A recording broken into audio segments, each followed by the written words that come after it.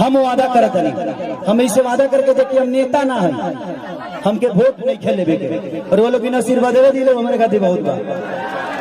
हम वादा करत नहीं कि भगवान अगर हमके बहुत बड़ा आदमी बना देले ना तो हम अपना पैसा से फिल्म सिटी बनाए भेजी गया, जमीन रो वालों के कलाकार है, हम नेता तो है ना। हम के करे के दोस्ती अनाज के की दोस्ती समाज के करा के दोस्ती अनाज के की दोस्ती समाज के, गैस के दी की प्याज के। देखिए इंसान में एक बात बताए आपसे,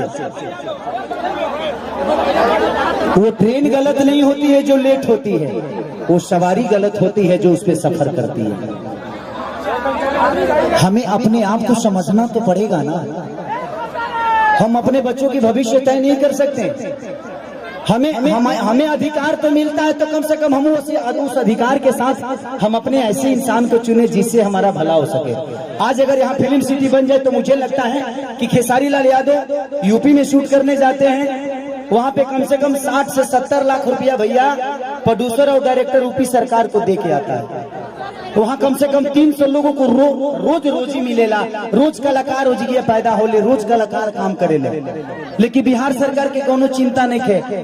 ये बताई खेसरिया चाहे जितना भी संपत्ति बनौले बा बॉम्बे में बनौले बा, अगर वे चीज बिहार में रही तो खेसरिया का सारा संपत्ति बिहार में रहित ना, हम अपना परिवार के अपना भाई लोगों के साथ रहते तो हमके भी तकलीफ होला, हमके भी अच्छा ना लगे कि हम दूसरा शहर में जाके दूसरा राज्य में जाके दुगो रोटी कमाता नहीं। हमके शर्म लागेला दूसरा के जगह काम करे में, लेकिन क्या करी जब हमारे खेत बंजर हो जाये तो घर हर तो दूसरे के खेत में नहीं चलावे के पड़ी हमके, और हमारा खेत बंजर, हम किसान हो के भी इस खेत को आबाद नहीं कर पा रहे हैं तो गलती हमारी है। गलती हमारी ये है कि हम जब इलेक्शन आता है तो खाली 2 फ्रूटी पियला के बाद तो बटन दूसरा जगह चल जाता है। सबसे पहले एक दिन की खुशी को मारना पड़ेगा अगर आपको पूरे जीवन की खुशी लेना है।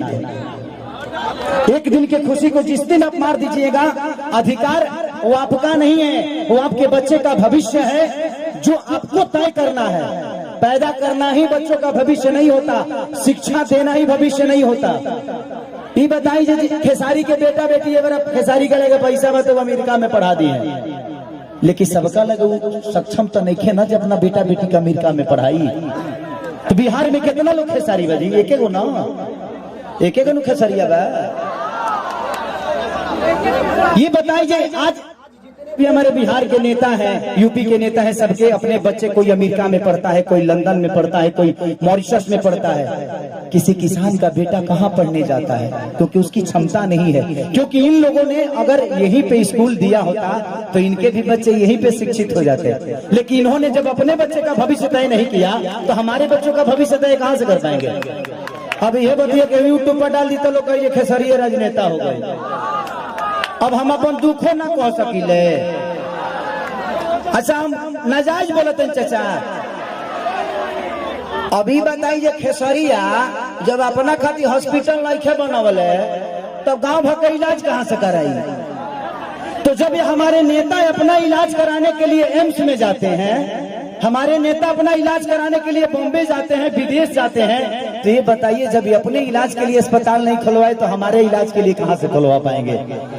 मेरी उम्र आज 28 से 30 वर्ष की हो गई। 30 वर्ष से हो सकता है 5 वर्ष बाद मुझे होश आ गया होगा। 25 वर्ष से तो ऐसा ही देख रहा हूँ कि हमारा बिहार में बदलाव कुछ नहीं हुआ है। दारू बंद हुआ है तब वो मिलिए रहा है।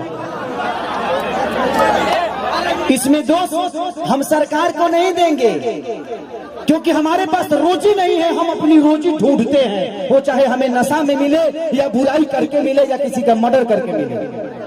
हमारे पास अगर रुचि होती, हमारे पास काम होता, हमारे पास किसी का विश्वास होता तो शायद आज हम भी बेकार नहीं होते। किसी फैक्ट्री में अपने ही जिला में, अपने ही गृह जिला में, अपने ही घर में काम करते। तो जब इंसान बेकार होता है तो वो गलत काम करता है। तो गलत काम तभी होता है जब इंसान फुर्सत में होला। एक गलत काम हो जाता है, टाइम ना मिले, सही बताओ तार गेहूं के दवरी आई तो तू दूसरा के टिकोड़ा तू जीवो, तू अपन गेहूं दईबा ना। तो जब हमारे पास अपना वर्क होता, हमारे पास फैक्ट्रियां होती तो आज हमारे भी घर की औरतें अपने पति के साथ रहती, ये अपने पति के लिए तरसती नहीं कि होली में आएंगे तो दीपावली में आएंगे।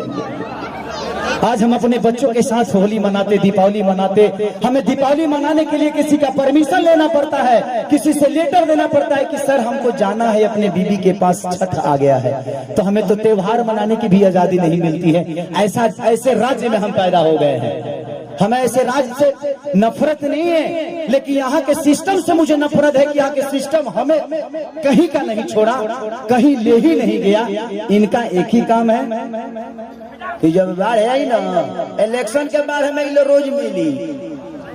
अगर इलेक्शन बा जहाँ बाढ़ आई कि चिवड़ा खात खात पेट मॉल हो जाए, खूब खाए बरवा चिवड़ा। लेकिन यही इलेक्शन बीतते ही एक भी आदमी, हाँ, जो आपके दर्दों को समझता है। मैं किसी राजनेता पे उंगली नहीं उठा रहा हूँ, मैं सिस्टम पे बात कर रहा हूँ। मुझे दुख होता है ऐसे देख के। इस जमीन को देखा तो मैं अपने अखिलेश बाबा से बोल रहा था एक बात कि बाबा इतनी अच्छी जमीनें हैं, ऐसे ही जगह पे हम शूट करने जाते हैं तो वहाँ फिल्म सिटी बन गया है। यही जंगल मुझे मिलती है मैं जब शूटिंग करने जाता हूँ तो। इससे कुछ वीआईपी नहीं मिलता है, लेकिन हमें वहां मिलता है क्योंकि वहां के सिस्टम ने उस जगह को बनाया है। व्यवस्था तो हमनी के बनावे के परी। अच्छा 5 साल में एक बार मौका मिला, ओकरो में हमनी के फ्रूटी पे घा जाइले से तो कहां से व्यवस्था के दे दी। हमें अपने आप को बदलना पड़ेगा। आपको बदलने के लिए आपको अपने आप को बदलना पड़ेगा, तब सिस्टम बदलेगा। क्योंकि सिस्टम चलाने वाले आप हैं, आप उनको अधिकार देते हैं सिस्टम चलाने के लिए। तारा पैसा से फॉर्चूनर पर खेसारी लाल चढ़ेले। खेसारी के कल से सुनल बंद कर देवे। खेसारी का औकात नजर आ जाए कि खेसारी तू कितना बड़ा स्टार होगा। मैं अपनी बातें कर रहा हूँ। तो जब खेसारी लाल यादव की औकात आपके हाथों में है, मेरा भविष्य आपने तय किया है। एक दूध बेचने वाले बेटा, एक लिट्टी बेचने वाले बेटा स्टार आपने बनाया ना। मेरे पिताजी कभी मेरा सिनेमा नहीं देखते हैं, लेकिन आप लोग अपने बेटा के लिए अपना हाथ तक फाड़ लेते हो। तो मेरे बाप से बढ़ के आप सब होते हो, इसीलिए मैं हमेशा आप सबसे प्यार करता हूँ। मैंने अपनी जगह पहचानी। रास्ते खत्म नहीं होते हैं, जहाँ खत्म होते हैं वहीं से एक दूसरा रास्ता बनता है। वो आपको चुनना है कि आप जाना कहाँ चाहते हो। एक पत्थर भी विश्वास क्यों जगा देता है। हम राम को क्यों पूछते हैं यार? पूछने का कारण है कि राम ने कर्तव्य किया है, और हम पत्थर में भी भगवान ढूंढ लेते हैं। और हम इंसान होकर एक इंसान को नहीं बदल सकते। क्या हम अपने बच्चों का भविष्य तय नहीं कर सकते? पत्थर में विश्वास ढूंढ लेते हैं, लेकिन हम किसी नेता में अपना भविष्य नहीं ढूंढ पाते हैं, क्योंकि हम फ्रूटी पे बिकते हैं। हमें फ्रूटी छोड़ना होगा। 5 साल बाद मौका होता है, ऐसा काम कर दो कि आदमी लोग बन जाओ। अपने आप समझ में आ जाए कि नेतागिरी का होला। हर आदमी के लिए बात करता हूँ। मैं देखा तो मुझे दुख हुआ कि इतने सारे जमीन के बावजूद, मैं किसी सरकार पे उंगली नहीं उठा रहा हूं, लेकिन मैं बातें बोलता हूं कि अगर मेरी बातें यूट्यूब के माध्यम से कहीं ना कहीं तो चलिए जाए, हम जाना चाहिए। लेकिन मैं यही कहना चाहता हूं सरकार से कि यहाँ 5000 एकड़ जमीन है, 100 एकड़ में एक फिल्म सिटी बना दो यार, कि मैं अपने भाइयों के साथ यहाँ शूटिंग करने आऊं। अगर मुझे लगता है ना, अगर यहाँ पे फिल्म सिटी 100 एकड़ में बन गया तो बिहार की सबसे खूबसूरत ये जगह होगी। ये मेरा दावा है, ये मैं जानता हूँ। और पूरी दुनिया यहाँ पे आएगी शूटिंग करने, चाहे वो सलमान खान हो, अमिताभ बच्चन हो या अक्षय कुमार हो। खेसरिया के ता घर है तो झोड़ो फिरे खाती चले।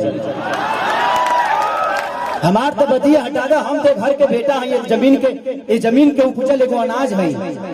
लेकिन दुख होता है, हमके बड़ा दुख लगल है। ऐसा नहीं हटा, ये जगह देख के दुख ना लगल है। इतना सुंदर जगह बने, ओकरा बावजूदो हमनी के अपना जमीन पर फसल नहीं किस उगा पावत। ये हमनी के ब्रह्मणा बा, हमनी के कितना तकलीफ में बानी जा। आप पिता हैं, क्या कहूँ?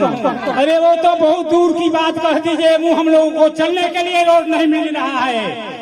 देखिए यहाँ से वहाँ से एक बार एग्रीमेंट भी हुआ था, सरकार बनने नहीं दे रही है। हम लोग क्या करें, अब कोई रास्ता नहीं मिल रहा है। तिल्हार से यहाँ आने जाने के लिए सेमरा तक रोड हुआ था, सरकार वन विभाग करने नहीं दे रहा है। ये तो बड़ी बात कहती है 500 बीघा काम करने के लिए।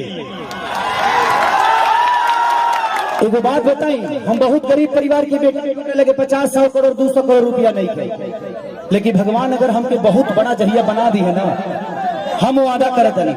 हम इसे वादा करके देखिए, हम नेता ना है, हमके वोट नहीं खेले बेटे, और वो लोग बिना आशीर्वाद दे दिले हमारे खातिर बहुत बा। हम वादा करते नहीं कि भगवान अगर हमके बहुत बड़ा आदमी बना दे ना, तो हम अपना पैसा से फिल्म सिटी बनाए भेजी गया, जमीन लोग लोगों को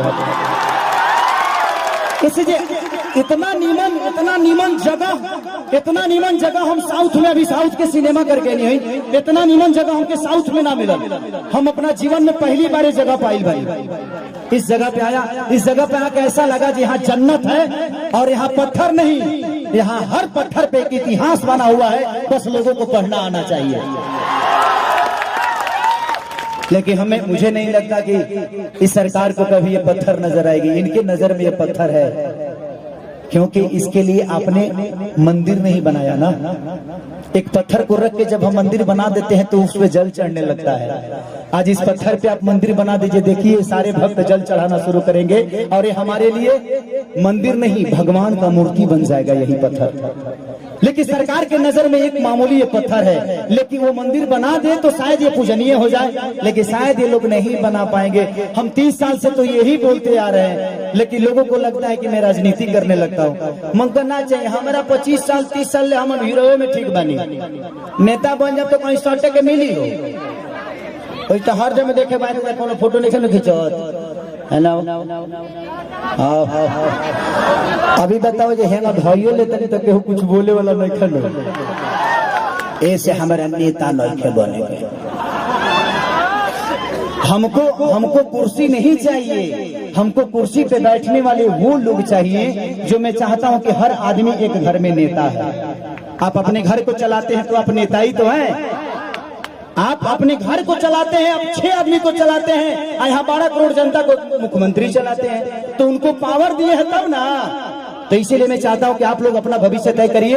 इस जगह से मुझे बहुत प्यार हुआ बबन भैया, मैं आज अपने चाचा के पुण्यतिथि में आके बहुत मैंने इतना गर्व महसूस करे थे कि क्या बताई, भगवान हमके इतना तू बड़का बना देना कि हम यही जी बंगला लेके अपना मेहरुआ के संग रोज चूहू चौपाटी घूमू। इतना बढ़िया है जिगिया, नदी बहुत आगे चूहू चौपाटी बन जाती जिगिया, हर आदमी ठेला लगा के रोज 500 रुपया कमा के जाई। लेकिन क्या चिरकुट बड़ों से करके बुझा दे। कोई बात नहीं, थैंक यू सो मच कि आप लोगों ने इतना प्यार। अतनी हो छठ से हमने चाहते नहीं कि छठ के बजा दो, अतनी हमने के बढ़िया से सब लोग झूम ली ना, छठ के माहौल चलत आ गई। अच्छा आइए आइए आइए मनीषा जी।